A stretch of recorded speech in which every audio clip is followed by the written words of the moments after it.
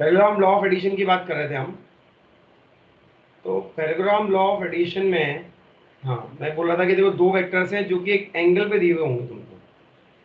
जैसे कि एक वेक्टर दिया है अगर ऐसा, दैट इज ए वेक्टर, और दूसरा वेक्टर दिया होगा ऐसा, दैट इज बी वेक्टर, और दोनों बीच में एक एंगल होगा, इसको लेंगे हम थीटा। और मान लो मुझे दोनों को ऐड करना है, तो जब ऐड करेंगे तो हम बोलेंगे कि इससे तुम देख सकते हो पैरेललोग्राम जैसा बन रहा है कि अगर ये बी वेक्टर है तो ये भी वेक्टर है। क्यों? क्योंकि मैंने बताया था, हम वेक्टर को उठा के अगर रोटेट नहीं करेंगे, उठा के सीधा रख सकते हैं, डायरेक्शन चेंज नहीं होगी उसकी और लंबाई चेंज नहीं होगी तो वेक्टर पे फर्क नहीं पड़ेगा। तो ये अगर बी वेक्टर है तो ये भी बी वेक्टर है। सिमिलरली ये अगर ये वेक्टर है तो ये भी ए वेक्टर है। अब हम बोलेंगे कि इन दोनों का जो सम होगा, इस ए और बी वेक्टर का जो सम होगा वो इसके बीच में कहीं पे होगा और इस तरह का होगा, जिसको हम सी वेक्टर बोलेंगे। बोलो अभी समझ में आया सबको क्या बोल रहा हूं मैं? बताओ बेटा, क्या किया हमने? दो वेक्टर दिए थे, एक ए वेक्टर और बी वेक्टर, दोनों में एक एंगल भी दे रखा था थीटा। तो जो दोनों को जोड़ के जो नया वेक्टर आ रहा है सी वेक्टर, वो उन दोनों का सम आ रहा है। अब जो नया वेक्टर आया है, क्योंकि वो एक वेक्टर है, इसलिए मुझे उसका मैग्नीट्यूड भी चाहिए और डायरेक्शन भी चाहिए, दोनों चीज चाहिए मुझे। तो चलो निकालते हैं। तो एक बात बताओ, this is A B and this is C. Now देखो, नोटिस करना कि जो गिवन होगा इसमें क्या क्या गिवन होगा, तो मैं A vector, B vector and theta given होगा। निकालना क्या है हमको? सी निकाल सॉरी निकालना क्या है? सी निकालना है हमको। तो ए और बी दिया होगा और हमको सी निकालना होगा। तो सी वेक्टर जब निकालोगे तो एक बेसिकली उसका एंगल अल्फा ही हमें निकालना है। तो चलो करते हैं। अगर मैं इस पॉइंट को ओ नाम देता हूँ, इस पॉइंट को ए नाम देता हूँ, इस पॉइंट को सी नाम देता हूँ, इस पॉइंट को बी नाम देता हूँ, तो और उसके बाद हम क्या करते हैं कि यहाँ से डाल देते हैं परपेंडिकुलर इधर, और ये परपेंडिकुलर डाल के इधर ये 90 डिग्री डाल दिया, और इसको मान लो मैंने डी नाम दिया। तो ध्यान देना बेटा, ट्राइंगल ओसीडी पे ध्यान देंगे सब लोग। ट्राइंगल ओसीडी को देखेंगे तो वो कुछ ऐसा राइट एंगल ट्राइंगल बन जाएगा जिसके अंदर ये ओ सी और ये डी इधर हो जाएगा। ट्राइंगल ओसीडी को अगर देखें तो क्या हम बोल सकते हैं कि जो ओसी का स्क्वायर होगा वो बेसिकली ओ ए का whole square plus A D का होल स्क्वायर होगा। सॉरी, ओ ए नहीं, सीधा ओ डी का whole square plus O C का होल स्क्वायर होगा, सी डी का। हाँ या ना? बताओ भाई, ये बात क्लियर है? Yes Yes, sir. sir. ठीक है, सिंपल पाइथागोरस थ्योरम लगाई हमने। अब जो ओडी है, ओडी को हम क्या लिख सकते हैं? ओडी को हम ओ ए प्लस ए डी भी लिख सकते हैं। ओडी को ओ ए प्लस ए डी स्क्वायर लिख दिया, और इधर ये सी डी स्क्वायर कर दिया, और ये ओसी स्क्वायर। अब तो तुम खोलोगे, अच्छा एक बात बताओ, ओसी बेसिकली क्या है? ओसी मेरा सी की लंबाई है, तो जो सी की लंबाई है मॉड सी, उसको मैं सी लिख के लिखूंगा, और जैसे ए की लंबाई है जो मॉड ए, उसको मैं ए लिखूंगा, और जो बी की लंबाई है मॉड बी, उसको मैं बी लिखूंगा। समझ जाना। तो ओ सी जो है सी की लंबाई है, तो मैंने लिख दिया सी स्क्वायर। ओ ए जो है वो ए की लंबाई है। एडी क्या है? एडी को जरा देखते हैं। अब इस छोटे ट्रायंगल को अगर तुम बाहर निकालोगे, ये वाला ट्रायंगल, देखो ये अगर थीटा है तो ये एंगल भी थीटा होगा, और तुम बाहर निकल के अगर देखते हो तो ये मेरा बी लंबाई थी और ये थीटा था, और ये मेरा एडी है and this is C D. तो तुम यहाँ से देख सकते हो कि एडी अपॉन बी लंबाई वो कितनी आ जाएगी? हो जाएगा कॉस थीटा। हाँ या ना? बोलो भाई, क्या हो गया भाई? ये एडी Yes, लंबाई sir. चाहिए ना मुझे, तो एडी लंबाई ये है, ये लंबाई राइट एंगल ट्रायंगल है, तो बेस अपॉन हाइपोटेन्यूज क्या होता है, cos थीटा होता है नहीं होता है? सर अरे चलो इसको x यस बोल सर। दो, क्या कंफ्यूजन क्रिएट हो रहा है। इसको x बोल देते हैं, इसको x, इसको y बोल देते हैं। x अपॉन b हमारा cos थीटा आएगा, इसमें किसी को दिक्कत है क्या?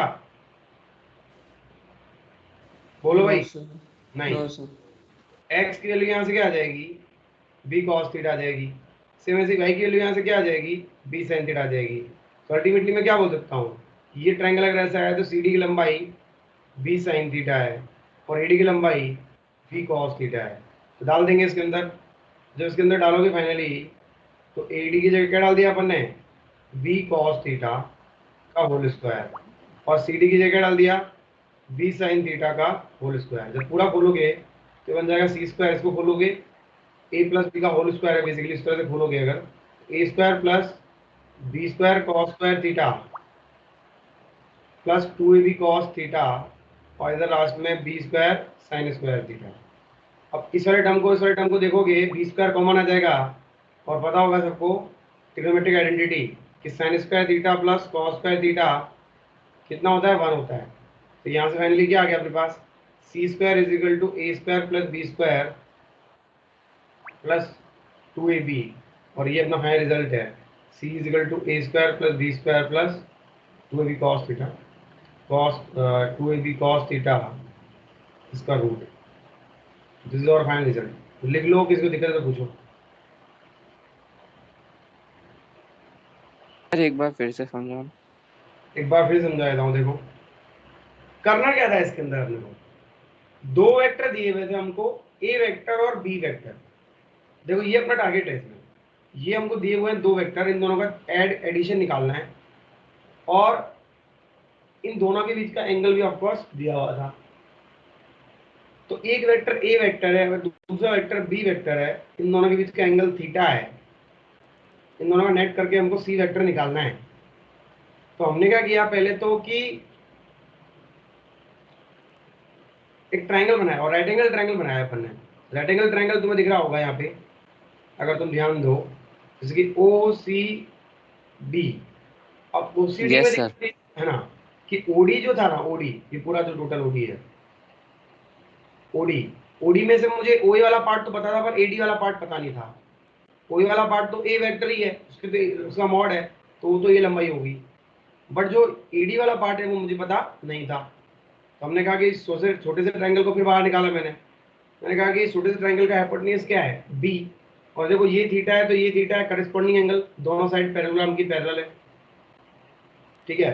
तो ये एंगल थीटा हो गया। फिर मैंने बोला कि ये लंबाई एक्स है अगर, तो base upon hypotenuse sir that sir is sir. Upon, क्या हुआ? हाँ सर, जो सी वेक्टर है ना, हाँ उसमें आपने बी मतलब बी कैसे लिखा मतलब?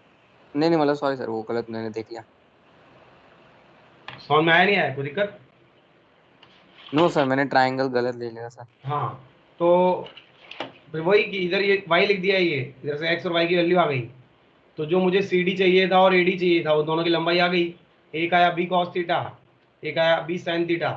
फिर तो सीधा फॉर्मूले में इसमें डाला है, क्योंकि ये पे क्या है, आपने जो पाइथागोरस थ्योरम लगाई है, ओ सी जो है वो क्या था, बेसिकली सी था। ओ ओ डी क्या था, इन दोनों का सम था, और ओ ए क्या था, ए डी आया था बी कॉस थीटा, ये आया था बी साइन थीटा। सॉल्व कर लिया बस। क्लियर हुआ अभी सब लोगों को, हाँ या ना? सर ये बी कॉस थीटा मतलब? मतलब क्या, बी एक लंबाई है, कॉस थीटा है। नहीं सर, नहीं, मतलब एडी एडी को बी कॉस थीटा मतलब कैसे लिखा जाए, एक बार फिर बताना। ये देखो ना, ये ट्रायंगल दिख रहा है, इस ट्रायंगल में लंबाई दिख रही है एडी,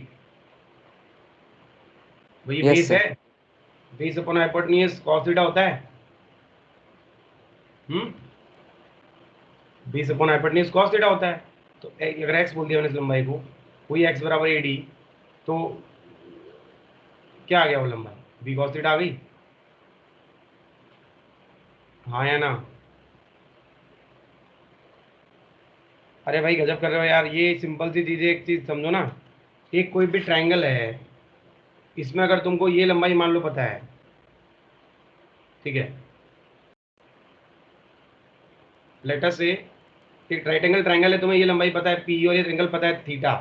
तो तुम बेस को अगर एक्स मान लो और इसको अगर y मान लो तो x की वैल्यू क्या लिख सकते हो, x अपॉन p बराबर कितना लिख सकते हो बताओ, अगर ऐसा होता है तो बोलो भाई, x अपॉन p कितना लिख सकते हैं, कॉस cos थीटा। तो x की वैल्यू p cos थीटा आ गई नहीं आ गई। ऐसी y अपॉन p अपन कितना लिख सकते हैं, बोलो। Sine theta. इसमें क्या होता है, p और थीटा नोन है और ये एक्स वाई अननोन है, तो अननोन को नोन के टर्म्स में लिखना है अपने को। तो y अपॉन पी कितना होता है, साइन थीटा। तो यहाँ से क्या आ रहा है, यहाँ से बस आ गया, तो मेरे पास एक्स की वैल्यू भी आ गई, वाई की वैल्यू भी आ गई। यही तो किया है हमने, इसमें इतनी क्या दिक्कत आ रही है, बोलो भाई क्लियर हुआ। Hello, yes sir. फटाफट से लिख लो जल्दी से। सेम वही यहाँ पे b है, थीटा है, तो x अपॉन बी बराबर कॉस थीटा, तो x निकल के आ गया जो बेस वाली लंबाई थी। तो ये ट्रायंगल कौन सा, ये पता नहीं चला गया ट्रायंगल कहाँ है ये, इस वाले डायग्राम में ट्रायंगल दिख रहा है तुम्हें। हाँ सर दिख रहा है। बस फिर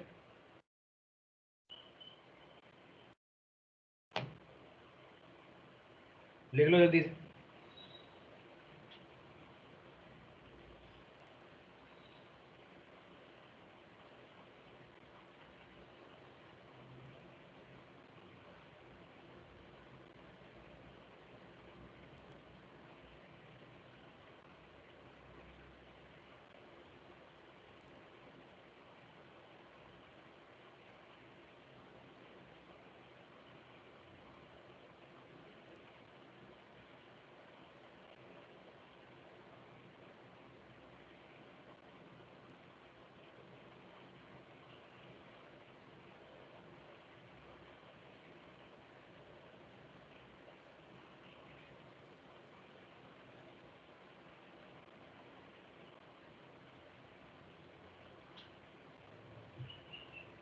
कुछ देखिए होता ना आज कितने पार्टिसिपेंट्स हैं।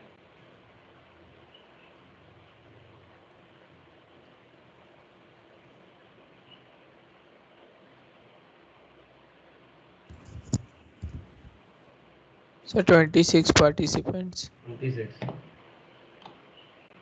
रोज कुछ ना कुछ एब्सेंट हो जाते हैं।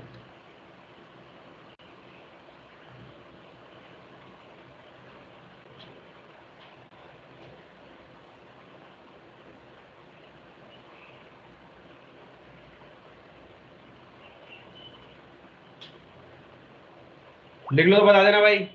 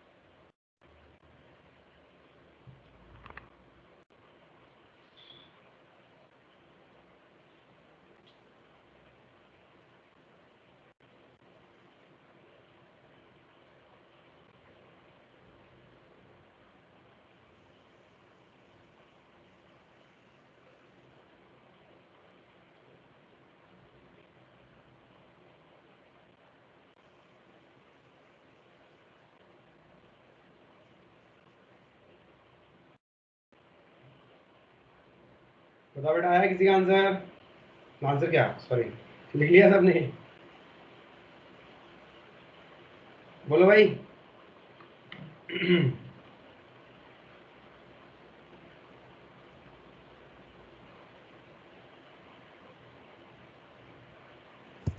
सर ये अब थोड़ा सा लिखा बेटा सबने। सर थोड़ा सा ही बाकी है। 1 minute.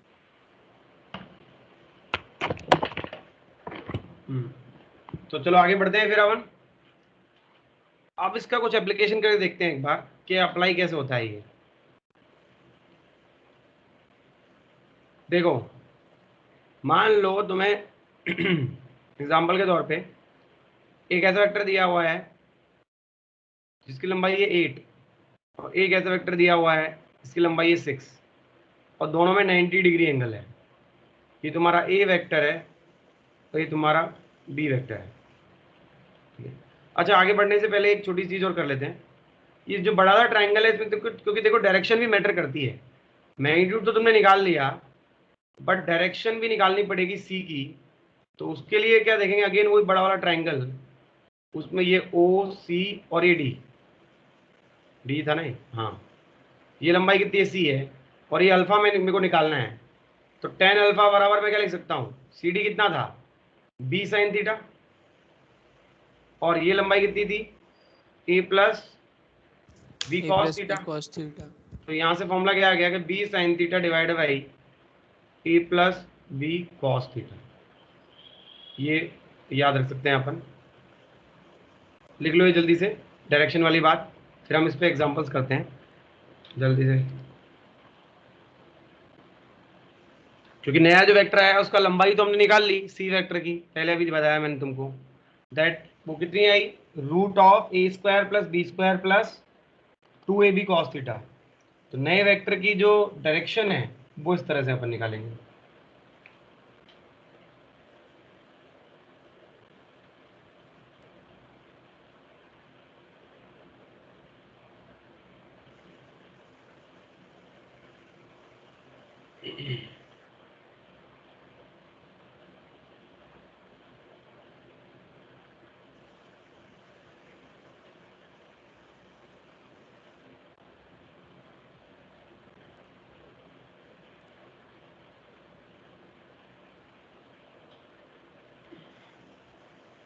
लिख लिया भाई सबने?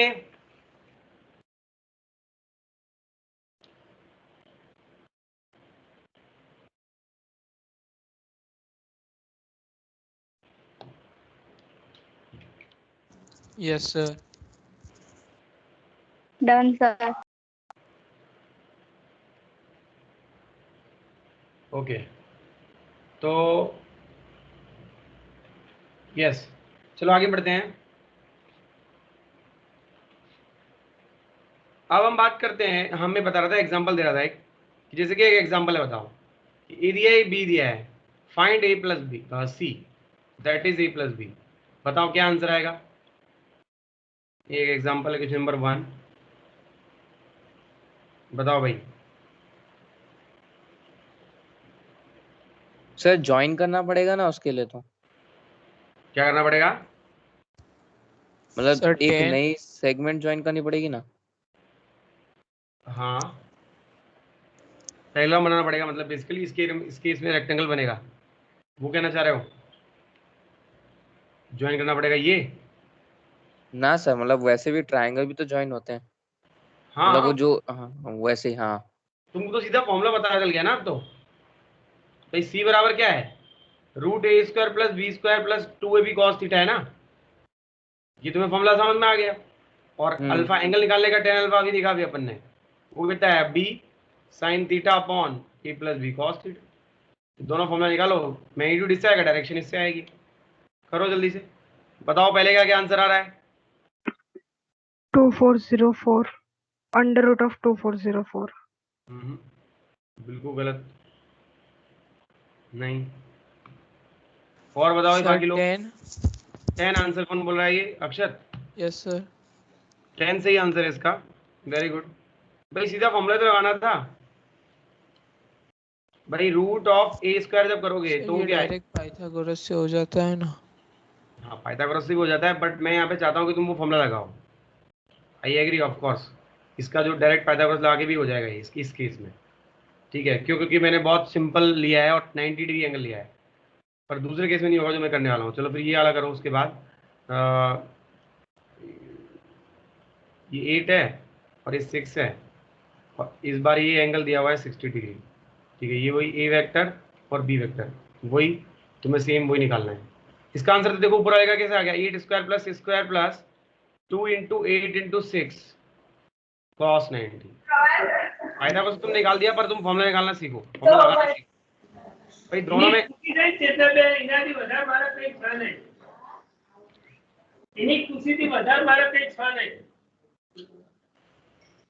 एक म्यूट कर लो, किसका माइक है ये। हाँ, तो मैं बात कर रहा था कि ए वेक्टर और बी वेक्टर, इसमें एक ए वेक्टर 8 है और एक बी वेक्टर 6 है, तो इन दोनों के बीच का तुमने एंगल देख लिया। अच्छा, एंगल में निकालना पड़ेगा, और सॉल्व करो इसको। अच्छा, ऊपर वाले क्वेश्चन में देखो मैं ये कह रहा था कि भाई ये थीटा 90 डिग्री दिया है, तो इसको तुम्हें पुट करना आना चाहिए कि भाई दोनों के बीच में एंगल कितना है, 90 डिग्री है। और फॉर्मूला हमारा क्या है कि root of A square plus B square plus 2ab cos theta. तो थीटा में 90 डाल दिया, कॉस 90 कितना होता है, 0 होता है, बस हो गया वहां से। तो कॉस 90 0 हो गया, तो यहाँ से क्या आ गया, root of 8 square plus 6 square, और ये कितना होता है 64 प्लस 36 रूट 100 दैट इज 10। तो पहली चीज तो मैग्नीट्यूड 10 आ गया। अब अच्छा अक्षत ये बताओ जरा, जो फाइनल रिजल्ट आया है सी, उसका एंगल कितना आया है, अल्फा। अल्फा निकालो भाई, अल्फा कितना आएगा बताओ भाई सब लोग, अल्फा कितना आएगा, कितना, सॉरी सर 45 आएगा। 45 डिग्री आएगा अल्फा।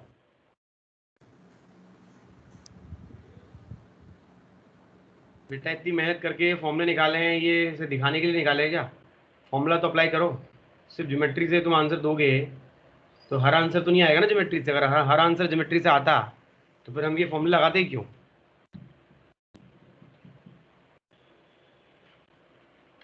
फॉर्मूला अप्लाई करो ना, फॉर्मूला किसके लिए निकाला है अपन ने, फॉर्मूले में वैल्यू डालो। तो तुम्हारे पास ए है, बी है, थीटा है, सब कुछ तो है, क्या दिक्कत आ रही है भाई। फॉर्मूला डालने में भी दिक्कत आ रही है क्या, वैल्यू डालने में। कितना आएगा अल्फा बताओ,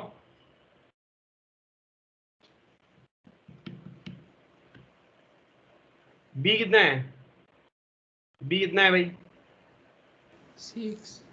6। ऐसा करते हैं बिल्कुल बच्चों की तरह, छोटे बच्चे नहीं हो भाई तुम। अब वैल्यू भी डाल पा रहे हो, क्या कर रहे हो भाई।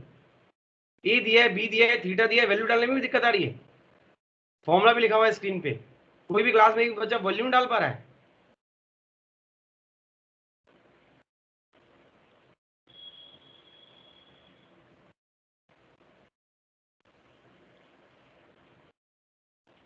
साइन 90 कितना होता है, कितना होता है साइन 90, 1 1 1 6 अपॉन ये 8 प्लस कॉस 90 कितना होता है, 0 0। 0 तो इसको सॉल्व करके कितना आ गया, 3/4 आ गया। 10 अल्फा 3/4 आ रहा है, ये तुम नहीं निकाल पा रहे थे क्यों भाई, बताओ मुझे सब लोग आंसर दो भाई। दीदी, काव्या, हेत, बोलो भाई। अक्षत, क्या दिक्कत आ रही थी इसमें, बेटा समझाओगे तो मुझे पता कैसे चलेगा कि क्या प्रॉब्लम आ रही है तुमको। मेरे हिसाब से तो सब कुछ यहाँ पे दिया हुआ है, फॉर्मूला भी दिया हुआ है, वैल्यूज भी दी हुई है, तुम वैल्यू डाल रहे हो बस। क्या तो देख के डर लग रहा है तुम्हें, देख के डर गए तो भैया हो गया, फिर तो फिजिक्स से डरते ही रहना फिर जिंदगी भर। हमारे वाले बच्चे तो खासकर फिजिक्स से डरते ही रहते हैं हमेशा, ऐसे देख के डर गए तो हो गया भाई, समझ जाओ। सर वो डिग्री में आंसर नहीं आया इसलिए कंफर्म नहीं था। अरे तो कंफर्म नहीं था तो बोलो तो सही, तुम्हारा गलत आंसर आएगा तो क्या होगा फिर। मैं यही तो पूछ रहा हूँ कि भाई जो भी आया तुम्हारा आंसर बताओ तो सही। तुम तो बैठे हुए बिल्कुल, नींद आ रही है, पता नहीं तुम लोगों को क्या करने की इच्छा नहीं है, भगवान जाने क्या प्रॉब्लम है भाई। ऐसे करोगे तो कैसे हम नई नई चीजें सीखेंगे ये बताओ। अभी तो स्टार्ट ही हुआ 11th, ये हाल हो गया। देखो वैल्यू एग्जैक्ट आ रही है, तुम्हें नहीं पता है, यही तो तुम याद नहीं रखते हो। लास्ट क्लास में मैंने एक ट्रायंगल बताया था तुमको, दिख रहा है ट्रायंगल, दिख रहा है ट्रायंगल। Yes sir. तो बताओ अपना अल्फा कितना है, ट्रायंगल देख के बताना जरा, कितना है अपना अल्फा।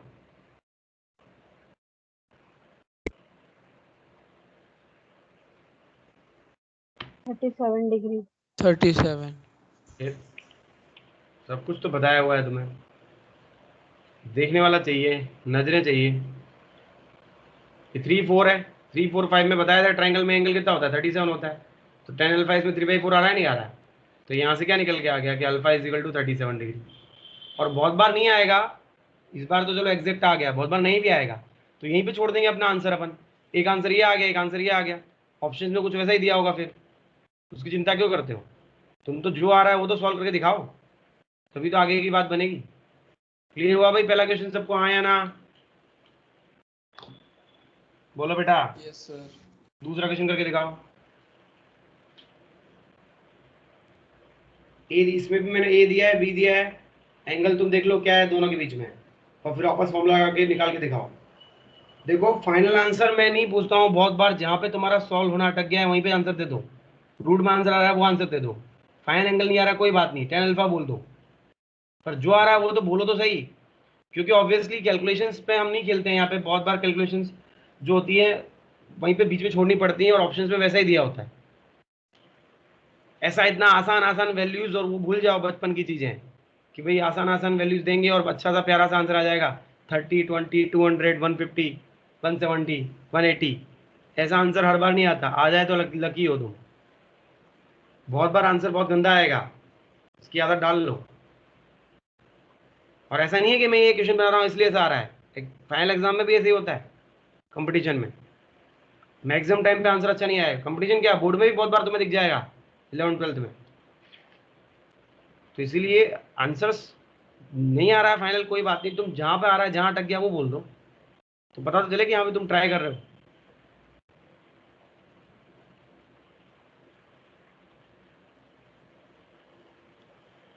क्या आंसर आया भाई इसका?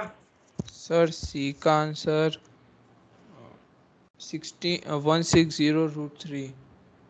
160 का रूट? √3। अच्छा ये बोल रहे हो तुम, दिस? Yes sir. हाँ भाई, कोई और बच्चा क्या आंसर आया? एनीवन?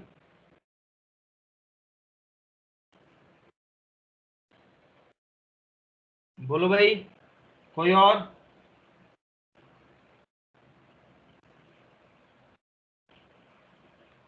अच्छा ये बताओ, चलो आगे बढ़ने से पहले angle between A and B कितना है, बताया था लास्ट टाइम पे, angle between A and B कितना है अकॉर्डिंग टू डायग्राम? 120 120, 60 डिग्री। 60 ही है, इसको आगे ले जाओगे 60 ही है, जब वो 60 ही है तो फिर कोई दिक्कत ही नहीं है, सी इज इक्वल टू कितना आ जाएगा, √a² + b² + 2ab cos theta, याद है ना, टेल टू टेल, भाई इसको आगे ले गए इसको भी आगे ले जाओ, तो दोनों के टेल टेल मिल गए यहाँ पे। अच्छा सॉरी 60 थोड़ी एंगल, इसमें 60 नहीं है भाई एंगल, 120 एंगल है अक्षर। सर। भाई इसको आगे ले जाएंगे उसको आगे ले जाएंगे, दोनों को आगे ले जाओगे तो टेल टू टेल में देखोगे तो 120 आएगा ना एंगल, 120 एंगल है यहाँ, सही है। तो क्या आंसर आ जाएगा बताओ? ये हो जाएगा 6² + 8² + 2 × 6 × 8 × cos 120, हाँ या ना? Yes sir. अब बताओ यस सर। cos 120 डिग्री की वैल्यू कितनी होती है? बोलो भाई, cos 120 डिग्री की वैल्यू, ट्रिग्नोमेट्री इसी दिन के लिए पढ़ाई थी, ट्रिग्नोमेट्री पढ़ाया था ना? Sir cos -1/2। 30। -sin 30। -1/2 आता है, याद दिला देता हूँ जिन लोगों को याद नहीं आ रहा है, इसको मैं लिख सकता हूँ cos 180 - 60, 90 + 30 भी लिख सकता हूँ, एक ही बात है, कैसे भी कर लो, चलो उससे कर लेते हैं, 90 + 30 लिख सकते हैं इसको मैं लिख दिया cos 90 + 30 डिग्री। फिर आया रूल नंबर 1, रूल नंबर 1 के अकॉर्डिंग ASTC क्वाड्रेंट कौन सा है, फर्स्ट सेकंड थर्ड फोर्थ, कौन सा क्वाड्रेंट है ये? सेकंड। Second quadrant, second. 120 मतलब 90 से ज्यादा, सेकंड क्वाड्रेंट। सेकंड क्वाड्रेंट में एस फॉर साइन, साइन और उसका उल्टा कोसेक पॉजिटिव रहते हैं, बाकी नेगेटिव रहते हैं, तो पॉजिटिव रहेगा नेगेटिव रहेगा? नेगेटिव। नेगेटिव। तो आगे निकाल देंगे नेगेटिव। फिर आता है दूसरा रूल, दूसरा रूल क्या बोलता है, वाई एक्सिस के अबाउट चेंज होगा, एक्स एक्सिस के अबाउट चेंज नहीं होगा, वाई एक्सिस के अबाउट कॉम्प्लीमेंट्री में चेंज हो जाएगा। तो 90 + 30 लिखा है, तो 90 जो है वाई एक्सिस है या एक्स एक्सिस पे आता है? 90 y y axis. Y axis, 90 Y पे आता है तो चेंज करेंगे, तो कॉस को चेंज कर देंगे साइन में, तो क्योंकि कॉस का कॉम्प्लीमेंट्री क्या होता है, साइन होता है, साइन में चेंज किया तो -sin 30, sin 30 कितना होता है, हाफ, तो -½ आ गया। इसकी काफ़ी प्रैक्टिस कराई थी उस टाइम पे, क्लियर है भाई सबको, हाँ या ना? Yes sir. Yes. Yes sir. जैसा कि Yes, मैंने sir. बताया था हर बार मैं सॉल्व करते हुए भी बताऊंगा, बट एक बार प्रैक्टिस कर लोगे और उसके बाद बार बार करते रहोगे तो धीमे धीमे सारी चीज़ें क्लियर हो जाएगी, but you have to be patient, बेटा तैयार रहो। 11th में जब हम स्टार्ट करते हैं तो बहुत सारी नई चीज़ें धीमे धीमे धीमे और बहुत ज़्यादा आती है, ठीक है, और उसको तुम्हें धीमे धीमे धीमे पचाना पड़ेगा, नहीं करोगे तो फिर मिस हो जाएगा। अब देखो, अगर थीटा निकालना मैंने कल बताया था, ये ट्रायंगल वाली वैल्यू बताई थी कल। तो ऐसे एक के बाद एक एक एक सीढ़ी बाई सीढ़ी बनती जाएगी। पुरानी चीजें अगर तुम कमजोर रखोगे तो दिक्कत आएगी। हो सकता है कि तुम्हें अभी एकदम डायरेक्ट याद ना आए, तो उसकी चिंता मत करो, बार बार नोट पढ़ लो। मुझे दिखता ही नहीं कि देखो तुम नोट ही नहीं पढ़ते हो नोट्स। भाई जहां भी दिक्कत आ जाए तो तुरंत पीछे पलटो ना, जो तुम्हें पक्का बताया गया होगा। तो चलो इसको देखो, 36 प्लस 64 प्लस ये कितना हो गया, 12 8 जा 96 इंटू माइनस -48। तो ये -48 आ गया बेसिकली। तो -48 करोगे इसमें से तो कितना आ गया, ये हो गया 2, +52 मतलब √52। बस आ गया अपना आंसर। बताओ भाई क्लियर हुआ है या नहीं हुआ। Yes, sir. एंगल अभी बताता हूँ, Yes. अगली स्लाइड में एंगल बताऊंगा इसका, लिखो जल्दी से। अगली स्लाइड में इसका एंगल बताता हूँ। हाँ भाई अक्षत क्या, अच्छा तुमने तो गलती 60 डिग्री ले लिया तुमने ना। Yes sir. ठीक है, तो देखो दो तीन चीजें हैं जिसके लिए तुम्हें अपना माइंड मेकअप करना पड़ेगा। सबसे पहली चीज, वेरिएबल्स में डील करना सीखो। हर बार हर वेरिएबल अपना दुश्मन नहीं होता। जो क्वेश्चन में दिया गया है वो वेरिएबल नोन है और उसके टर्म्स में आंसर आ सकता है। दूसरी चीज, आंसर्स अच्छी वैल्यू एक्सपेक्ट मत करो। आ जाए तो अच्छी बात है, नहीं आए तो भी हमको आंसर्स निकालते जाना है हिम्मत रख के। क्योंकि हमारे मन में क्या डाउट आ जाता है कि अच्छी वैल्यू नहीं आ रही है तो क्या पता है आंसर है या नहीं। तो वो डाउट अपने मन से निकाल दो, बहुत बार वैल्यू ऐसी आएगी। ठीक है, और सबसे इंपॉर्टेंट, बार बार पीछे की चीज जहां दिक्कत आए पलटते रहो। ऐसा मत सोचो कि ये तो हमने पढ़ लिया था फिर हम मुझे याद क्यों नहीं हो रहा है। बेटा एक बार में किसी को याद नहीं होता, हम लोगों को भी एक बार में याद नहीं हुआ है, सालों साल प्रैक्टिस करते करते करते याद हुआ है ये सारी चीजें। तुम भी तो, तुम तो अभी एक स्टूडेंट हो, तो तुमको भी बार बार रिवाइज करोगे तो याद होगा ना, एकदम से कैसे याद हो जाएगा। तो बार बार पेज पढ़ लो। और मैंने हमेशा बताया है, जहाँ भी मैं मैथ्स यूज करूंगा, यही नहीं आगे फिजिक्स में कहीं पे भी, जहाँ भी मैं मैथ्स यूज करूंगा, जैसे मैंने बताया ना cos 120 कैसे निकाला, मैं पूरी चीज बेसिक तो वापस बताऊंगा, पर रूल अब एक्सप्लेन नहीं करूंगा मैं, क्योंकि वो एक्सप्लेन करने लग गया तो फिर पढ़ ही नहीं सकते आगे। बट वैल्यू बताते वक्त उसका एक्सप्लेनेशन पूरा दूंगा कि हाँ भाई ये वैल्यू कैसे आई, चाहे वो डिफरेंशिएशन हो, चाहे वो इंटीग्रेशन हो, चाहे वो लॉग हो, चाहे वो अपना ट्रिग्नोमेट्री हो, एनीथिंग जो भी मैं यूज़ करूंगा उसके बारे में उस टाइम पे भी बताएंगे हम। बस तुम्हें ईमानदारी से चीज़ों को देखते रहना है और दिमाग को ओपन रखना है। लिख लो तो बता देना भाई।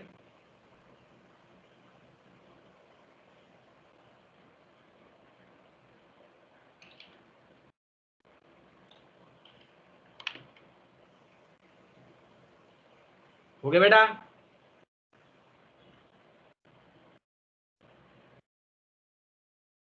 Yes, sir. ओके, तो अब इसका देखो लास्ट में एंगल नहीं निकाला सर था। हाँ बोलो।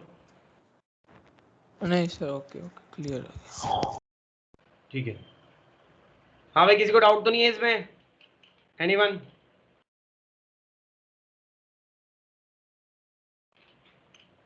नो, तो चलो आगे नो बढ़ते सर। हैं। हाँ, एंगल मैंने नहीं निकाला अभी, तो तुम देख सकते हो कि एक वेक्टर ऐसा था और एक वेक्टर ऐसा था। ठीक है, जो कि पहले मैंने ऐसे और ऐसे बनाए हुए थे वो एक ही बात है, उसको आगे उठा के डायरेक्शन चेंज नहीं करें तो वो लिख सकते हैं। और नीचे वाला क्या था 8, ऊपर वाला 6 था, ये 8 है ये 6। तो इन दोनों का जो नेट वेक्टर आएगा, देखो अगर तुम देखो तो पैरेललोग्राम बनाओगे तो कुछ ऐसा पैरेललोग्राम बनेगा, हाँ या ना? यस बोलो सर। भाई। और सबसे पहले पता है टेल टू टेल कर देना, सीधा मत बना देना कि सर ऐसा दिया था आपने और हम तो ऐसा पैरेललोग्राम बनाएंगे, ऐसा मत करना। क्यों? क्योंकि ये टेल टू टेल नहीं है।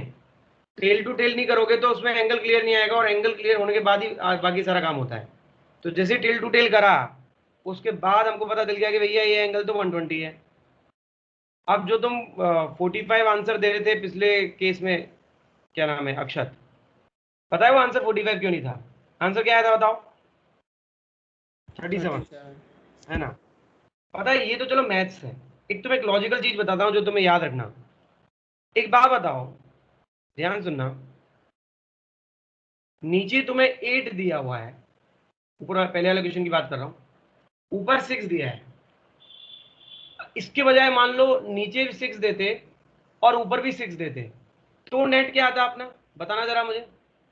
अगर मैं ऐसा करता 6 6 तो उसमें नेट मैग्नीट्यूड कितना आता? जल्दी से बोल दो 45 कितना आता? 45 मैं पिछले है। मैग्नीट्यूड की बात कर रहा हूँ, तुम एंगल बता रहे हो। 45 आता, सही बात है एंगल, पर मैं मैग्नीट्यूड बोल रहा हूँ ना बेटा, वर्ड पे ध्यान दो। 6 और 6 दिया है अगर, तो नेट मैग्नीट्यूड कितना आएगा? 90 डिग्री है। मैग्नीट्यूड सी वेक्टर का नेट मैग्नीट्यूड कितना आएगा?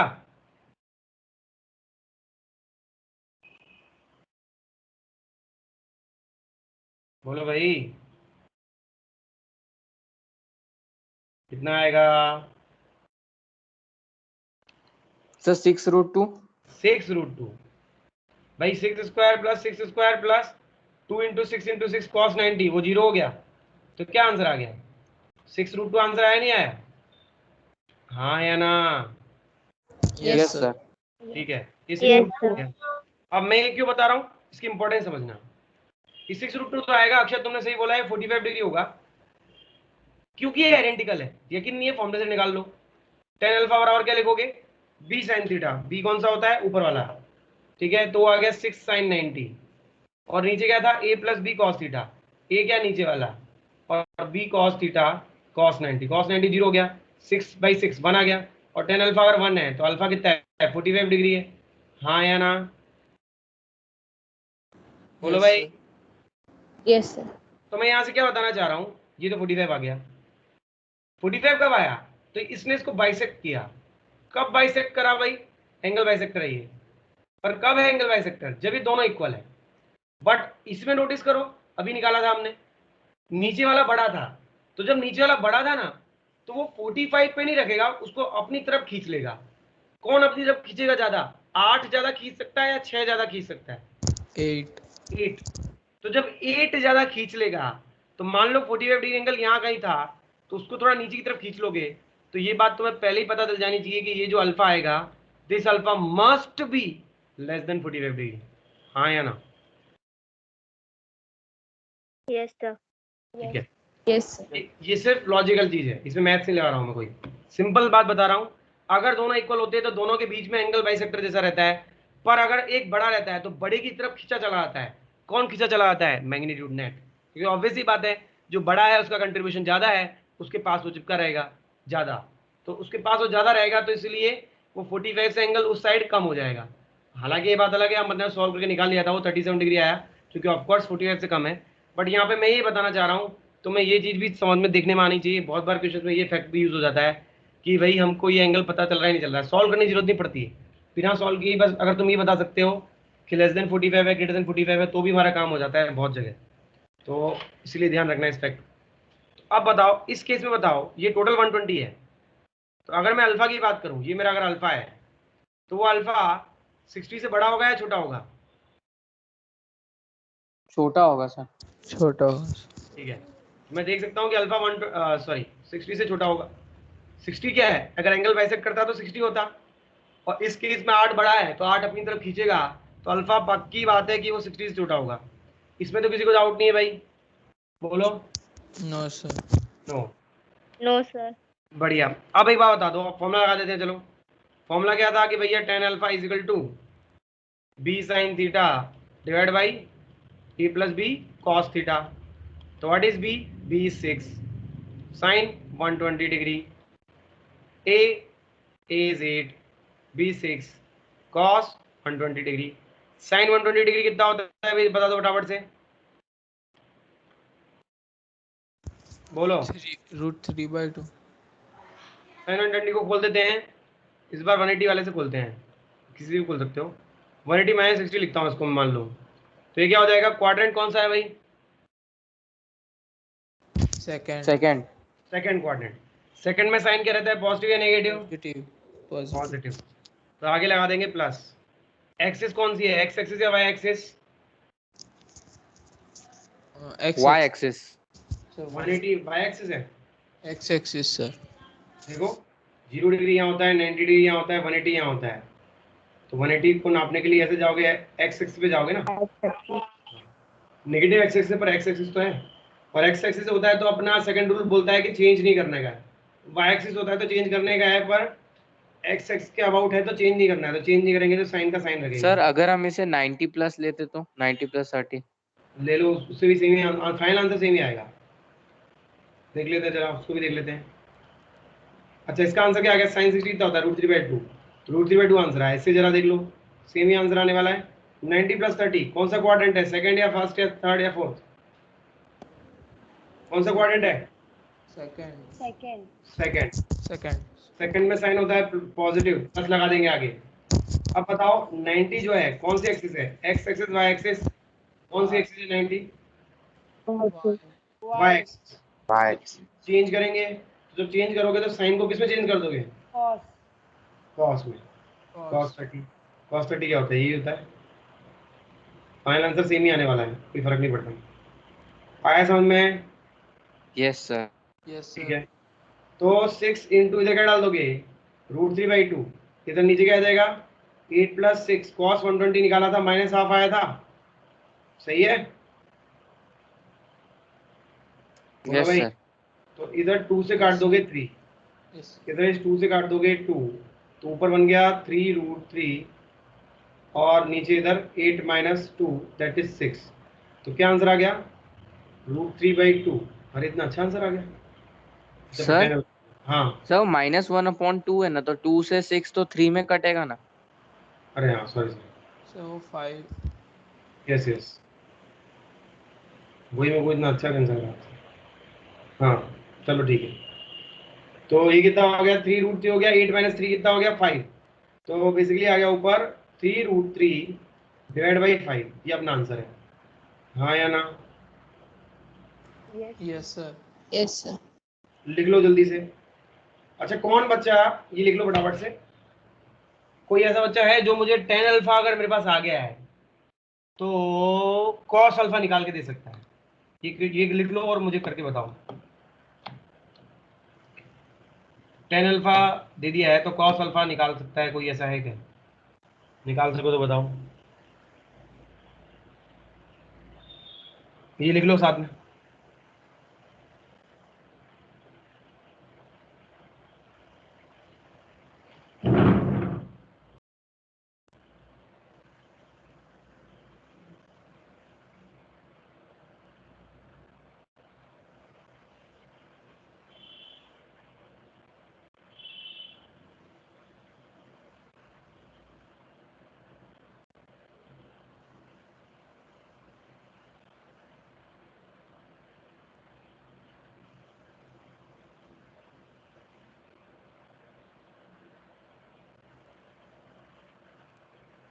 सर 5/2√13। 5/2√30, चलो लिख देखते हैं। 13 13, अच्छा देखते हैं अभी को।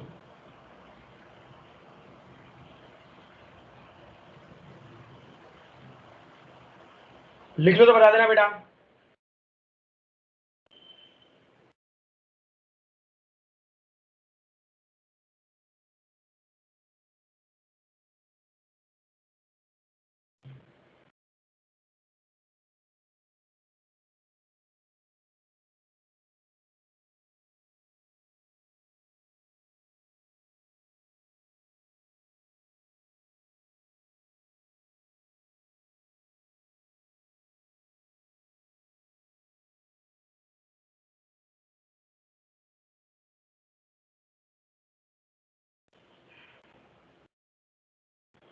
Sir, 149√3/40.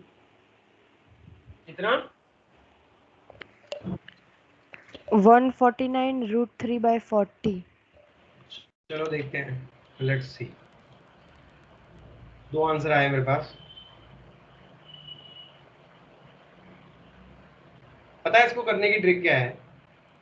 सर उनको k से डिनोट करना है, फिर पाइथागोरस थ्योरम लगाना है, फिर वो हाइपोटेन्यूस मिल जाएगा। उसके बाद हमारे पास बेस का रेशियो तो है, तो उसको बेस अपॉन हाइपोटेन्यूस कर देना, मिल जाएगा cos अल्फा। एक काम करो, पहले लिख ही लो, उसके बाद नए पेज बताएंगे। हाँ भाई ये लिख लिया सबने?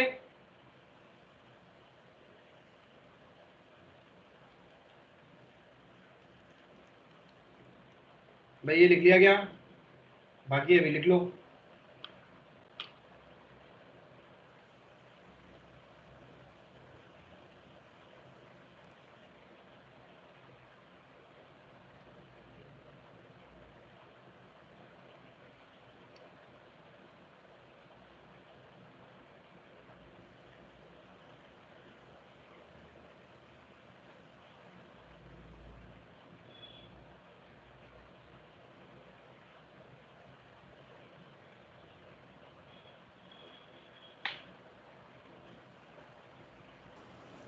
सर 6/8।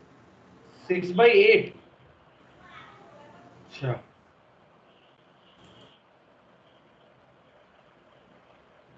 इतना अच्छा आंसर तो नहीं आएगा। अरे नहीं सर, नहीं सर।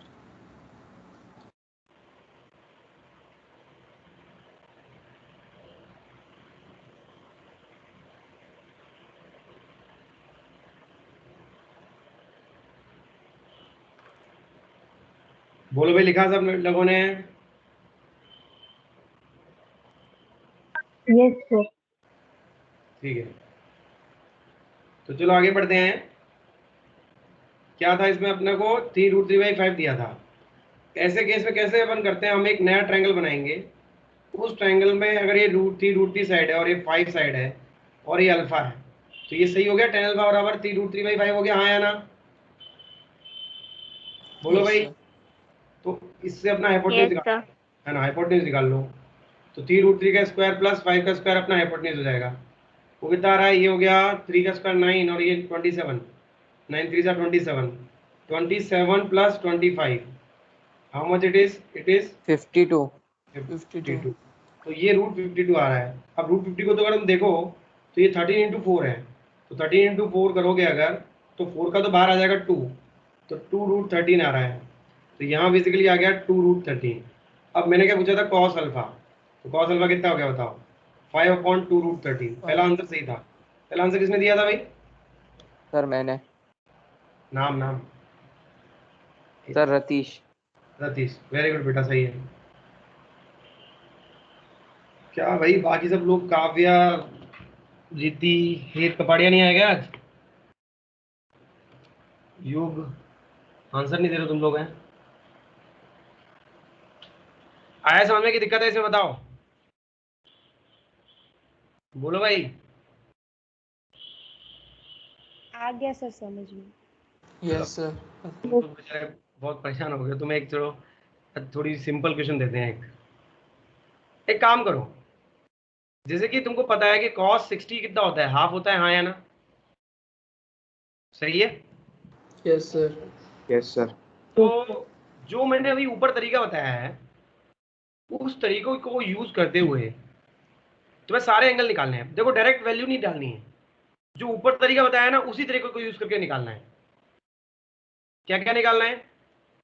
sin 60, फिर tan 60, फिर cot 60, फिर sec 60, फिर cos 60।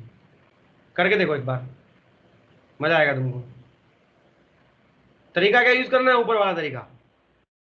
मतलब पहले ट्रायंगल बनाओगे एक, उस ट्रायंगल में जो जो दिया है वो डाल दोगे और फिर तीसरी साइड निकाल लोगे, और जैसी तीनों साइड आई फिर सारे रेशियो आ जाएंगे। यही किया मैंने भाई। मुझे ट्रायंगल बनाया, ट्रायंगल में 2 साइड पता थी क्योंकि tan अल्फा पता था, उससे तीसरी साइड निकाली और जैसी तीसरी साइड आई फिर तो जो चाहे निकाल सकते हो।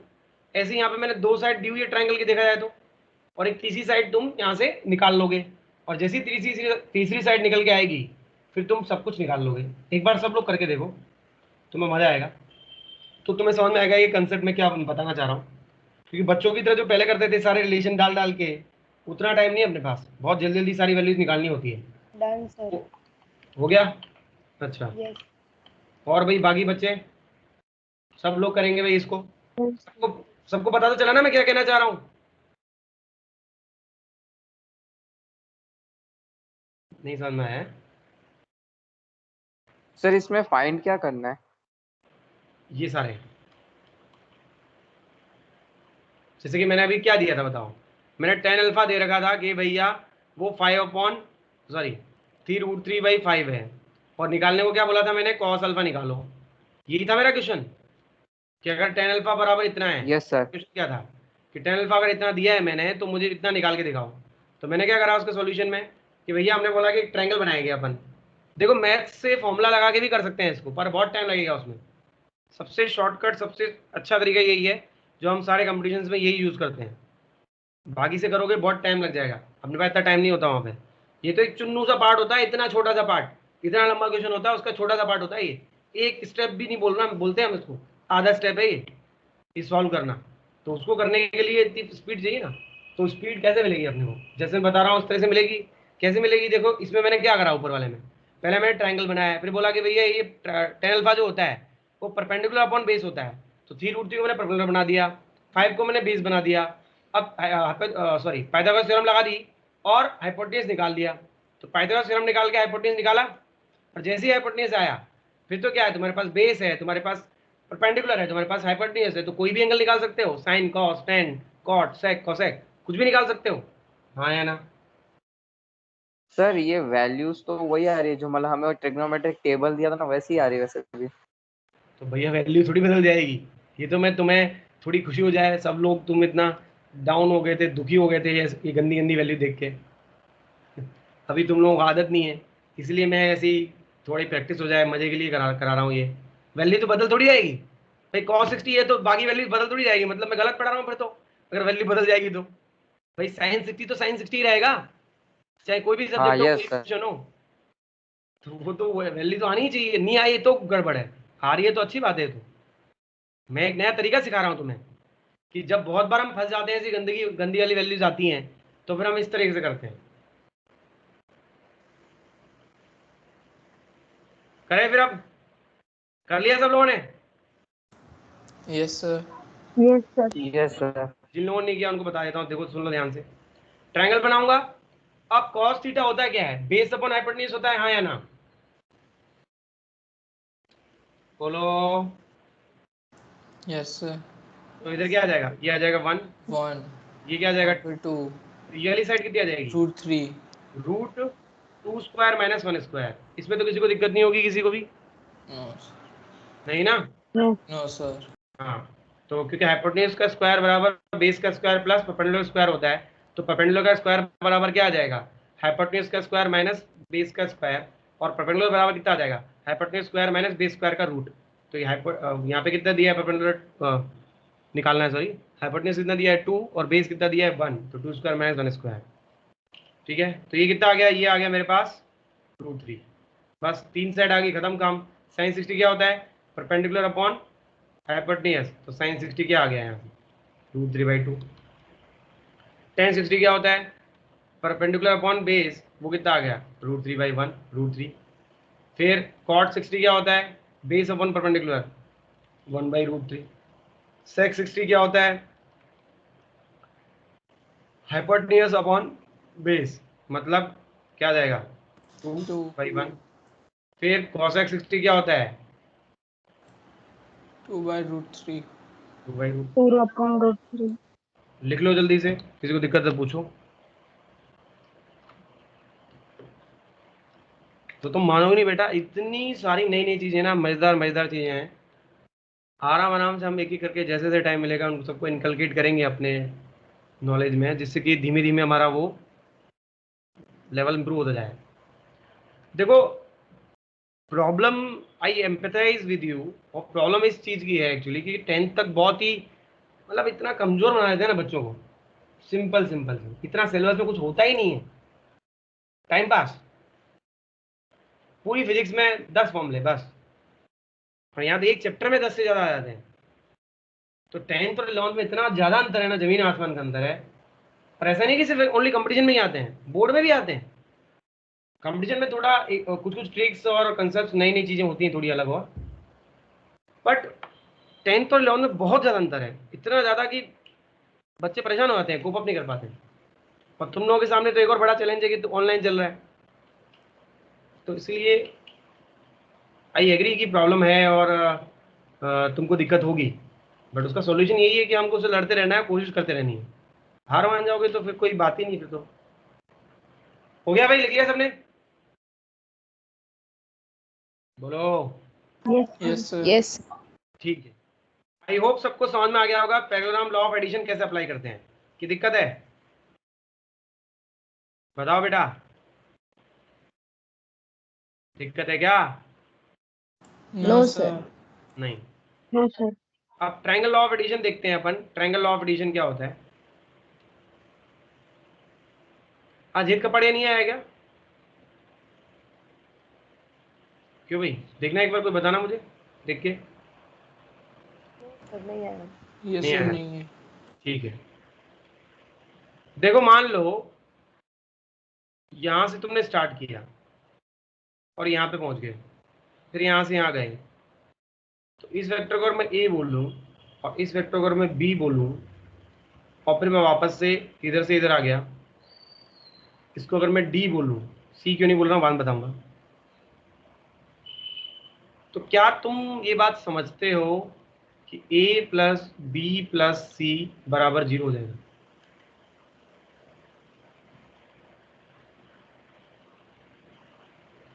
बताओ भाई। सर ऐसे कैसे? ऐसे कैसे? ऐसे ऐसे ऐसा इसका कारण ये है, मान लो तूने यहां से चलना स्टार्ट किया, तुम यहां से यहाँ गए, फिर यहां से यहाँ गए, फिर यहां से यहाँ आ गए, तो जिस पॉइंट से तुमने स्टार्ट किया था उसी पॉइंट पे घूम के आ गए, नहीं आ गए? Yes sir. तो नेट क्या हो गया? 0 हो गया total. Initial minus final minus initial देखा है तो तुम सेम ही पॉइंट है, तो 0 ही हो गया। पता चला बेटा?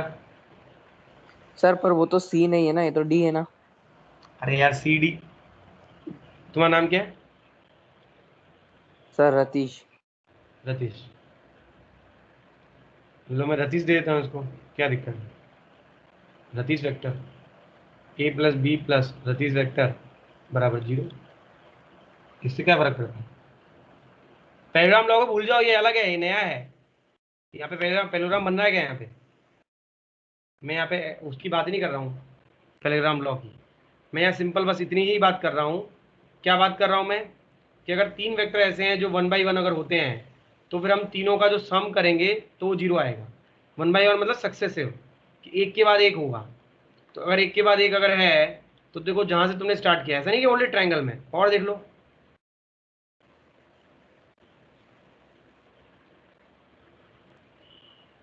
ऐसा होगा ना अगर, तो भी 0 आएगा।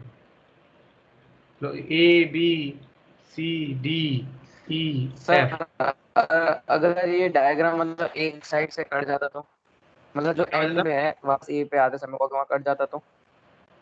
क्या हो जाता एंड में? सर ये जो एफ है ना, ये मतलब ये जो आपने ऑक्टागोन बनाया है। हेक्सागन बनाया? हाँ हाँ बोलो। हाँ वही मतलब। हाँ। हाँ तो उसमें अगर एफ निकाल देते तो भी 0 ही होता। नहीं होता, क्यों क्यों होता 0? एफ निकाल देते तो 0 कैसे होता? तुम फाइनल पॉइंट पा ही नहीं पाते, फिर तुम यहाँ अटक जाते। फिर भाई इनिशियल और फाइनल सेम होगा, तब जाके तो नेट 0 होगा। हाँ या ना? Yes sir. बताओ भाई, सब लोगों को ये बात समझ में आती है या नहीं आती जो मैंने लिखा है इधर? Yes sir, Please। बता सर। ठीक है। Yes Yes, sir. sir. आप एक काम करते हैं, देखो हम कैसे ट्रिकरी करते हैं मैथ्स में। हम ऐसा कहते हैं अच्छा अगर ऐसा है तो a प्लस बी बराबर माइनस डी।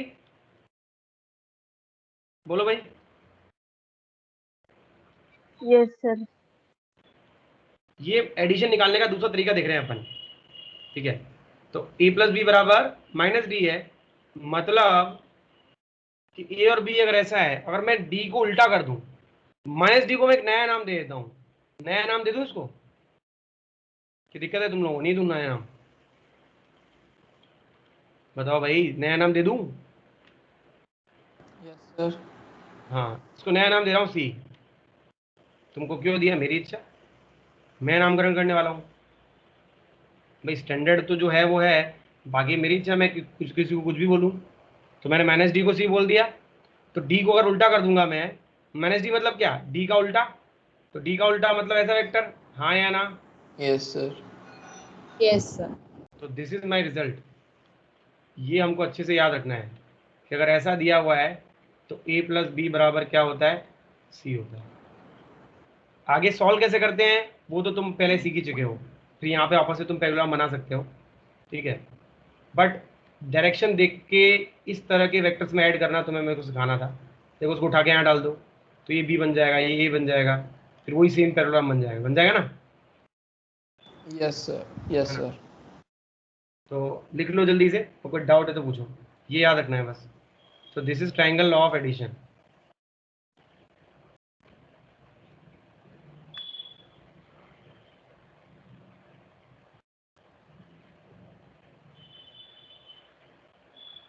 कुछ लोगों को लग रहा होगा कि पता नहीं फिजिक्स है कि क्या है, मैथ्स है, फिजिक्स मैथ्स ही मैथ्स पढ़ाते रहते हैं। लग रहा है ना? नहीं लग रहा? क्यों भाई, बताओ अपने मन की बात तो बता दो, पता तो चले। नहीं लग रहा किसी को भी? Yes sir. लग सर रहा है दोनों कंबाइन है, कुछ पता नहीं चल रहा क्या चल रहा है। कुछ पता नहीं चल रहा है।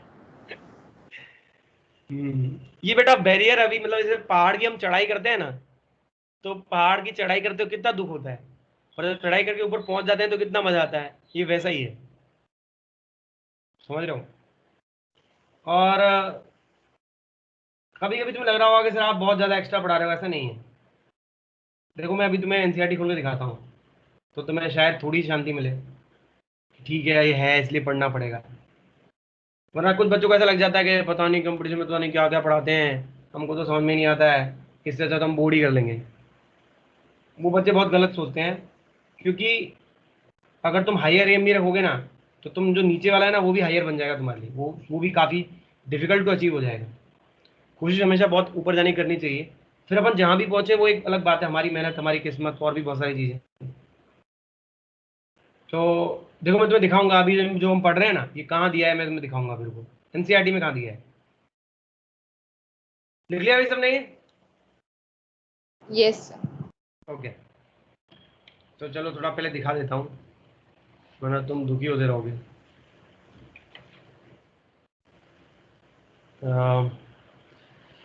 यस,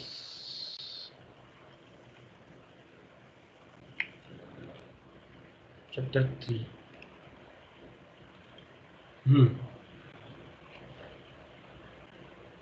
अच्छा चैप्टर 4 है ना ये, तो को निकालना पड़ेगा तुम लोग के पास हार्ड कॉपी तो होगी नहीं एनसीईआरटी, है क्या? हाँ क्यों भाई, sir. Yes, sir. Yes sir. है? चैप्टर 4 निकाल के देखो, एनसीईआरटी का चैप्टर 4 निकाल के देखो क्या दिख रहा है। जिन लोगों के पास है वो देखो, बाकी मैं भी दिखा रहा हूँ अभी।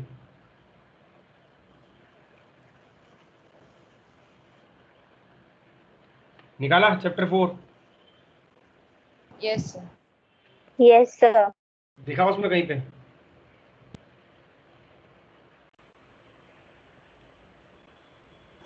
हाँ है सर वेक्टर। हाँ, तो ये बेटा ऐसा नहीं है कि हमको मजा आ रहा है जबरदस्ती मैथ्स पढ़ाने में, ये जरूरत है अपनी, जो जरूरत होती है तो करना पड़ता है बेटा, समझ रहे हो।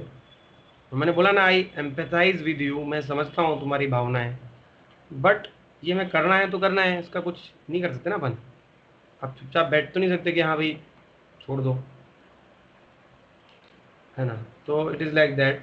और जैसा कि मैंने बताया ज़रूरत है, तो देखो इसमें देखो कहाँ तुम्हें दिखेगा, देखो वेक्टर्स बता रखे हैं, पोजीशन वेक्टर, ये वेक्टर, वो वेक्टर, मैंने तो भी इतना तुम्हें शॉर्ट में बताया है। फिर ये लैम्डा से मल्टीप्लाई कर देता हूँ, वो लैम्डा टाइम्स हो जाता है, ये सारी बातें। देखो इसको पढ़ोगे तो तुम पागल हो जाओगे, पढ़ के देखना पता चलेगा। ये ए है, ये 2a है, ए होता है तो -a ऐसा होता है। एनसीईआरटी में देखो एक बात ध्यान देना, एनसीईआरटी में हमेशा जो भी ये वेक्टर है ना बोल्ड, जो बोल्ड होता है ना वो वेक्टर होता है, लैम्डा वेक्टर नहीं है पर ए वेक्टर है क्योंकि बोल्ड है। ये बात पता है ना सबको? बोलो भाई, क्लियर है ये बात? क्या बोला मैंने? Yes sir. जैसे कि यहाँ पे Yes, ए प्लस बी लिखा है, अब जैसे कि यहाँ पे क्या लिखा है, ए प्लस बी लिखा है, तो ए प्लस बी का मीनिंग क्या है कि ए वेक्टर प्लस बी वेक्टर, क्यों? क्योंकि बोल्ड में है, तो बोल्ड मतलब क्या होता है, वेक्टर होता है। फिर देखो ये ट्रायंगल लॉ वाली बात देखो उन्होंने कैसे बता दी डायरेक्टली, ठीक है। और देखो ए प्लस बी बराबर बी प्लस ए होता है, associative property, commutative property, associative property, फिर ये सारी चीज़ें हैं, मतलब बहुत कुछ, मैं तो बिल्कुल काम काम की चीज़ ही बता रहा हूँ। फिर ये ऐसे ऐसे वेक्टर को ऐड कर सकते हैं, है ना। और एक मिनट रुको, पैराग्राम लॉ कहाँ गया? अच्छा वो आ गया है, हाँ ये आ गया। फिर ये देखो आई कैप जे कैप बताया, इस वाले पैराग्राफ में तुम्हें मिल जाएगा। कुछ स्टैंडर्ड वेक्टर होते हैं जिनको अपन क्या बोलते हैं, ये डायरेक्शन को रिप्रेजेंट करते हैं, इसकी डायमेंशन यूनिट नहीं होती है, इसको यूनिट वेक्टर बोलते हैं। आई कैप जे कैप के कैप, देखो के कैप बना रखा है इन्होंने, ठीक है। फिर आई कैप जे कैप के कैप होता है तो कैसे लिखते हैं, ये भी अलग मेरे को बताना बाकी है, मैं बाद में बताता हूँ, है ना। फिर वेक्टर एडिशन में एनालिटिकल मेथड, ये मैं तुम्हें करा चुका हूँ, कल कराया था ये, कि सिंपल एक्स का एक्स जोड़ दो, वाई का वाई जोड़ दो, जेड का जेड जोड़ दो, कराए थे ना क्वेश्चन, याद आ रहा है? अरे हाँ ना बोल लो भाई। Yes, sir. Yes, sir. हाँ है Yes, ना। sir. फिर अब फिर ही देखो ये इन्होंने, देखो ये कितने चालाक हैं, जो काम की चीजें डरावनी है ना उसको एग्जाम्पल में छोड़ देते हैं। जैसे कि पिछले चैप्टर में भी देखो डेरिवेशन थे ना इक्वेशंस ऑफ मोशन के कैलकुलस मेथड से, एग्जाम्पल में डाल देते हैं। क्यों डालते हैं ये, ऐसा ऐसा क्यों करते हैं? ये दिखाने के लिए कि कितना कम सिलेबस है। समझ रहे हो? नहीं समझ में आया? इसको एग्जाम्पल बना दिया, जबकि ये थ्योरी है। धोखा है ये एक तरह से, पर ठीक है। तो देखो ये जो अभी मैंने बताया तुम्हें आज, अल्फा, ये वो सारी स्टोरी। फिर देखो फाइनल रिजल्ट 10 अल्फा, ये आर, जिसको सी बोल रहा हूँ इन्होंने आर बोला है। समझ में आया? तो मैं ये जो है ये पूरा मतलब इन्होंने इकट्ठा पता नहीं पूरी सारी चीज़ें इकट्ठी कर दी है। मैं तो उसको धीमे धीमे करके शॉर्ट करके बहुत सिंपल करके पढ़ा रहा हूँ। और तुम्हें लग नहीं रहा है सिंपल, क्योंकि तुम्हें यही काफ़ी भारी लग रहा है, बट ये काफ़ी सिंपल है। तुम अगर ध्यान दो तो बहुत हम स्लोली स्लोली एक चीज़ को देख रहे हैं। वहाँ तो तुम इसको देखोगे ना तो ट्राई करना एक बार, यकीन नहीं है ना मेरी बात का, तो ट्राई करना तो समझ में आएगा तुम्हें कि क्या मैं कहना चाह रहा हूँ। चलो भाई आगे बढ़ते हैं। हो गया भाई, ये लिख लिया सबने ना? हाँ या ना? Yes sir. Yes. ठीक है, बस एक चीज़ और देख लेते हैं फिर खत्म करते हैं क्लास। हाँ, तो इसको कैसे याद रखेंगे अपन? मैं यहाँ पे ट्रायंगल लॉ का मेन मीनिंग क्या है, क्या फायदा है इसका? इसका फायदा ये ऐसे याद रखना बेटा इसको कि देखो ये दोनों एक सीक्वेंस में जा रहे हैं, जा रहे हैं एक के बाद एक। हाँ या ना? बोलो भाई। Yes, sir. तो जो उल्टा वाला है ना, वो उल्टा वाला बाकी दोनों का सम होगा, ऐसे याद रखो। अपनी लैंग्वेज में लिख लो कि जो ये सेम सेंस में है और ये अपोजिट सेंस में है, तो जो अपोजिट वाला है ना वो बाकी दोनों का सम है। ये समझाने के लिए, ये एग्जाम मत लिखना, ये समझने के लिए ये चीज। तो जो उल्टा वाला है ना ये बाकी दोनों का क्या है, सम है। अब देखते हैं तुम कितना इस बात को समझे हो। बस एक ओरली एक चीज बता दो फटाफट से।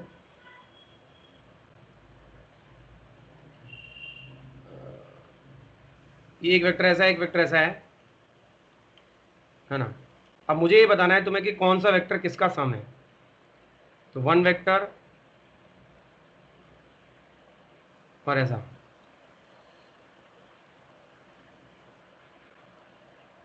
ये है सी, ये है ए और ये है बी। बताओ कौन सा किसका सम है? वेरिएबल से क्लिंग मत करना, मतलब उससे उसको मतलब अपने मन में फिक्स मत कर लेना। ये मत मान लेना कि हमेशा सी बराबर ए प्लस बी होता है ना। अकॉर्डिंग टू डायग्राम कुछ भी हो सकता है। C vector डायग्राम plus को C vector is equal to B vector.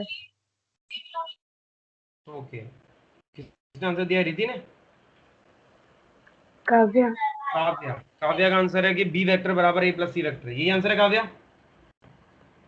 Yes, sir. बाकी बच्चे बताओ भाई, कोई क्या आंसर आएगा? Sir, B vector plus C vector is equals to A vector. ये कौन बोल रहा है?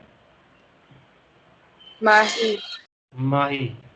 वेरी गुड माही, तुमने बिल्कुल सही बोला। बेटा ये याद करो कि कौन से सेम सीक्वेंस में है, एक के बाद एक कौन है, एक के बाद एक बी और सी है और ए उल्टा है, तो इसमें ए बराबर बी प्लस सी आएगा। हाँ या ना? Yes, sir. Yes, Yes, sir. sir. ठीक है, चलो एक एक प्रैक्टिस और करो फिर खत्म करते हैं।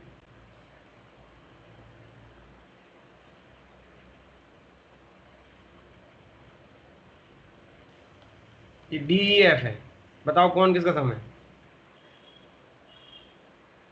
कौन किसका सम B है? vector plus F vector is equals to E vector. हाँ, बाकी लोग बताओ भाई कौन B किसका सम है? vector plus F vector is equal to E vector. ठीक है बेटा, और बाकी बच्चे को बाकी का क्या आंसर है? बोलो भाई क्या हो गया? Sir F plus D is equal to E. हाँ बस सही है, सिंपल है, वेरी गुड, तुम देखना सीख गए। जो अपोजिट, ये देखो एक के बाद है, एक के बाद एक कौन है, डी और एफ है, तो जो अपोजिट वाला होता है बाकी सबका बाकी दोनों का सम हो जाता है। लिख लो जल्दी से फिर आगे बढ़ते हैं। तो आगे क्या पढ़ते हैं? आज के लिए इतना ही रखेंगे, इसको लिख लो बस, और जो लिख ले वो जा सकता है। सर एक डाउट है। बोलो बेटा। सर क्वेश्चन बोलती हूँ। हाँ बोलो। A particle starts from rest and moves in a straight line with. एक बोलो मत, मुझे व्हाट्सएप फोटो भेज दो। हाँ, एक Okay, रतीश तुमको भी एक डाउट था, रतीश तुमको भी एक डाउट था ना, बाकी जिसको जाना जा सकते हो, ये डाउट डिस्कस कर लेता हूँ फिर अपन छोड़ देंगे जल्दी से। व्हाट्सएप फोटो भेजो। Yes. ये लिख लिया क्या सबने? Yes, sir. Okay, yes sir. सबने लिख लिया ना भाई, कोई रह तो नहीं गया?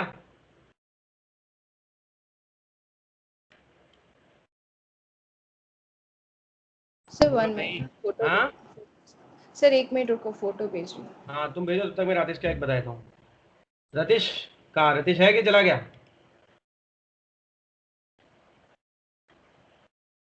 हेलो भाई, रतीश आवाज आ रही है?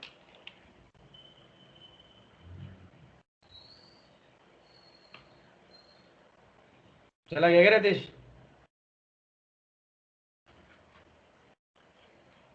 रतीश नहीं है ना, तो चलो फिर छोड़ो, उसका डाउट बाद में डिस्कस करेंगे। हाँ, भेजा बेटा तुमने? Sir 1 minute.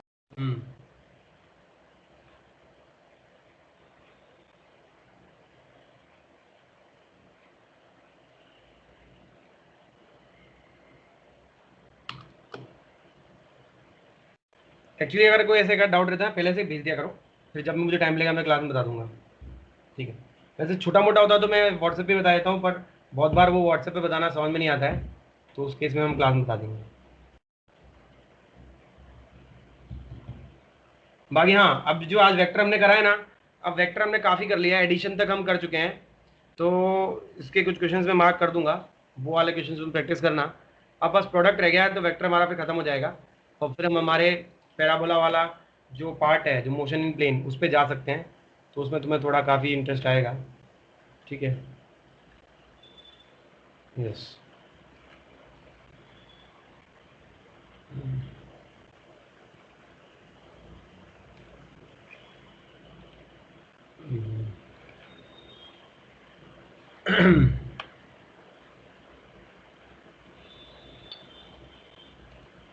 एक्चुअली फिजिक्स के क्वेश्चन में क्या होता है, लैंग्वेज काफ़ी मैटर करती है, तो एक एक वर्ड है ना वो काफ़ी मैटर है, तो जब भी हो ना, और जरूरी नहीं अपने हाथ से लिख के भेजो, किसी भी चीज़ का, किसी मटेरियल का कुछ भी है, फोटो खींच के या फिर स्निप करके, क्रॉप करके, स्क्रीनशॉट लेके, कैसे भी भेज सकते हो, ठीक है? ऐसा नहीं है कि भाई चाहे कोई भी चीज़ तुम कहीं भी सॉल्व कर रहे हो, फिजिक्स फिजिक्स है, मैं ऐसा कभी नहीं बोलता हूँ कि भाई ये नहीं सॉल्व करेंगे, तो क्वेश्चन अगर तुमने ट्राई किए तो बता दूंगा मैं। तो देखो, एक पार्टिकल है, स्टार्ट फ्रॉम रेस्ट, एक स्ट्रेट लाइन में जा रहा है कांस्टेंट एक्सेलरेशन से, शुरू में वो 4 मीटर पर सेकंड स्क्वायर से जाता है थोड़ी देर के लिए, उसके बाद वो डीएसलेट करना हो जाता है रिटार्डेशन से। वाह, वेरी गुड, स्टेप का क्वेश्चन ही बाकी था। हाँ, और फिर रेस्ट पे आ जाता है, टोटल टाइम ऑफ मोशन ही है, बहुत बढ़िया। इस वाले ऐसे क्वेश्चन को हम करते हैं ग्राफ से, वीटी ग्राफ हम बनाते हैं। पहले हम बोलेंगे कि वो एस्लेट हुआ है कितने से, 4 से, और बाद में वो डीएस्लेट हुआ है, डीएस्लेट बहुत ज़्यादा से हुआ है, देखो इसलिए एकदम से स्लोप ज़्यादा है उसकी, मतलब चढ़ाई देखो 6 से हुआ है ना, वो 6 4 से ज़्यादा है, और मैं वीटी ग्राफ बना रहा Yes. हूँ, है ना? तो यहाँ पे तुम देख सकते हो कि टोटल इन्होंने बोल दिया कि भैया टोटल जो टाइम है वो 20 सेकंड है, मतलब ये जो टाइम है टोटल ये 20 दिया हुआ है, ठीक है? और मैक्सिमम स्पीड अपने को कितनी आ रही है ये अपने को पूछा गया है। चलो बहुत बढ़िया। तो एक बात बताओ, अगर मैं इसको यहाँ से लेकर यहाँ तक का टाइम टी लेता हूँ, तो ये मेरा 4 है, तो ये पक्का 40 होगा यहाँ पे, कि कोई दिक्कत है इसमें किसी को? No, sir.